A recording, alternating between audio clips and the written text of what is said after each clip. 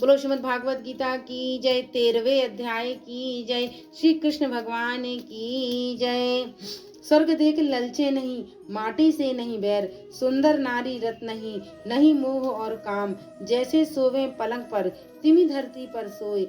हे अर्जुन उस जीव को जानो ब्रह्म का ज्ञान, ऊसर धरती जाहि को, समपवन की सैर, शीत उष्ण समहज से, नहीं क्रोध का नाम, राग द्वेष से रहित जो भक्ति में दृढ़ होए, अति प्यारा बेजर मुझे अर्जुन निश्चय जान। 13वां अध्याय।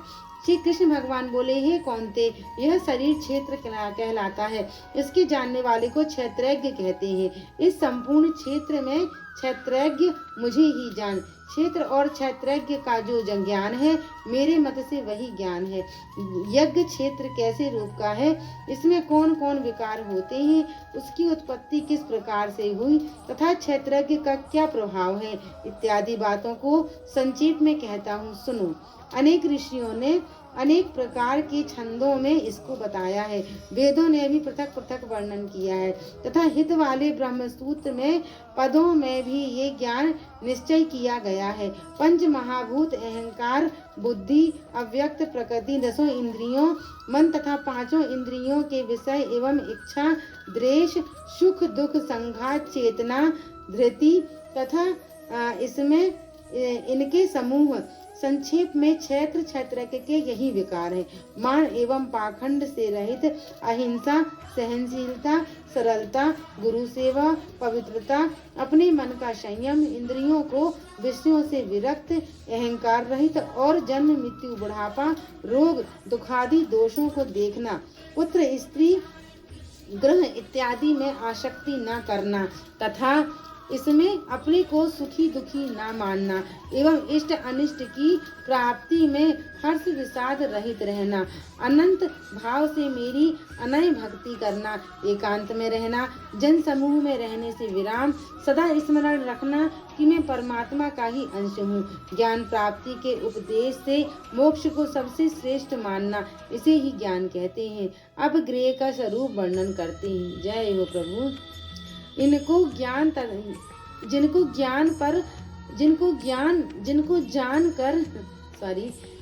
जानकर मनुष्य मोक्ष को प्राप्त होता है, वह आदि रहित, बड़ों से बड़ा, अकथनीय होने से ना सत्य ही कहा जाता है और ना असत्य ही कहा जाता है।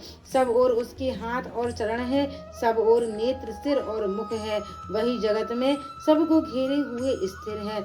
वह सब इंद्रियों के गुण का प्रकाश है, पर उसके कोई इंद्रियां नहीं है।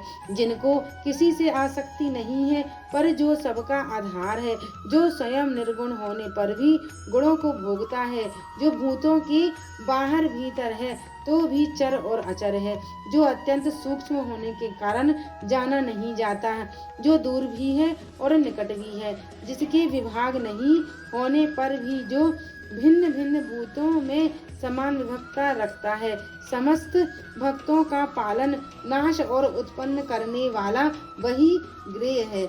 वही अंधकार से परे ज्योतिषमान पदार्थों को ज्योति देता है। जहाँ ज्ञान जानने योग्य पदार्थ ज्ञान द्वारा जानने योग्य सबके हृदय में वास करता है। इस प्रकार क्षेत्र, ज्ञान और गृह, इनको संक्षेप में कहा। इसे जानकर मेरा भक्त मेरे पद के योग्य होता है। प्रकृति तथा पुरुष दोनों ही अनादि हैं। विकारों और गुणों की उत्पत्ति प्रकृति से हुई है। कार्य तथा कारण को प्रकृति उत्पन्न करती है। पुरुष तो सुख व दुखों का भोगता है। प्रकृति में पुरुष रहता है, प्रकृति के गुणों का उपयोग करता है, तदनुसार अधम, उत्तम व अधम योनियों में जन्म लेता है। इस प्रकार गुणों के साथ जो प्रकृति और पुरुष को जानता है, उसका रहन सहन चाहे जैसा हो, पुनर्जन्म नहीं होता।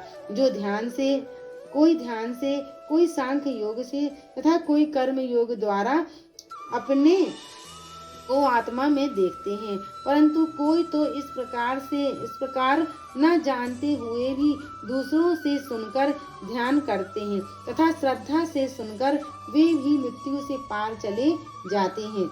हे अर्जुन, स्थावर या जंगम सब उत्पन्न प्राणी क्षेत्र तथा क्षेत्रज्ञ के संयोग से ही होते हैं। परमेश्वर सब भूतों में समान रूप से है। भूतों के नष्ट होने पर भी उनका नाश नहीं होता।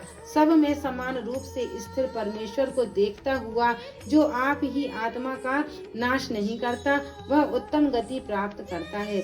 जो यह देखता है कि वह भिन्न भिन्न भूतों को परमेश्वर के बीच एक रूप देखता है और उसी से उसका विस्तार है, तब वह ब्रह्म को प्राप्त होता है। हे भारत, जैसे एक ही सूर्य समस्त लोगों को प्रकाशित करता है, वैसे ही क्षेत्रज्ञ समस्त क्षेत्र को प्रकाशित करता है। जो लोग ज्ञान दृष्टि से क्षेत्र और क्षेत्रज्ञ के भेद तथा भूतों की प्रकृति देखकर मोक्ष का उपाय जान लेते हैं, वे परम पद को पा लेते हैं। गुरु कृष्ण भगवान की जय। 13वें अध्याय की जय। जय जय श्री राधे श्याम।